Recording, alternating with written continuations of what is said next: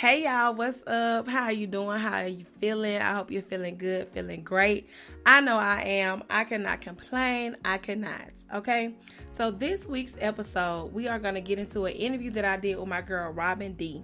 She is an international author of the book Unfurled, a book coach, editor, self-love enthusiast. She also has her motivational weekly mantras, as well as an advocate for mental health. And I just love that about her, because I'm so glad that us as a community and as a culture are so open to speaking about mental health and advocating for it and just facing it head on, because it is very important. It's a very important topic. So I'm just so glad about that. Like, she is literally on fire, and she is a great person. If you don't know her, you are going to get to know her today. Okay? Now, one thing I want to leave you with this week is you have so many people in your life right now, but as you grow and you elevate, everyone is not going to come with you. Whether you're expanding your family, moving up in your job, starting a business, no matter what it is that you're doing to better yourself, everyone is not going to go with you. And it's going to hurt, because it's going to be the closest people to you. It might be the people who you're doing it for, and they don't even know. But at the end of the day, it's a part of your journey and it's a part of your story. And keep going. Never feel bad for doing something that's going to better you or your family. Let me say that again. Never feel bad for doing something that's going to better you or your family.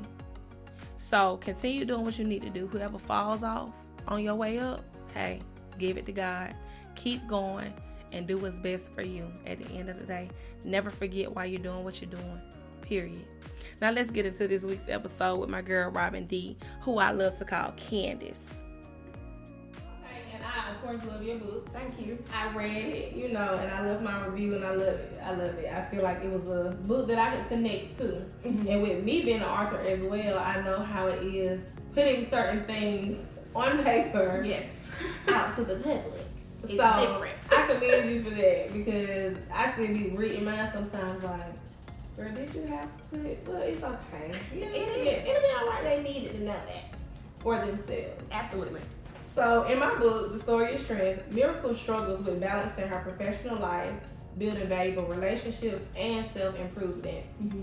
Your brand is all about self-empowerment and mental health. Yes. So with that being said, what advice would you give to a woman about doing better and focusing on self-improvement and balance?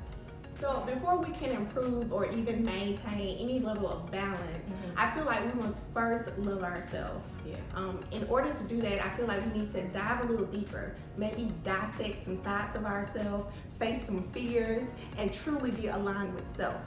Once we conquer that inner battle, then we're able to really prioritize the needs and wants of all those things that you mentioned. And there lies the balance.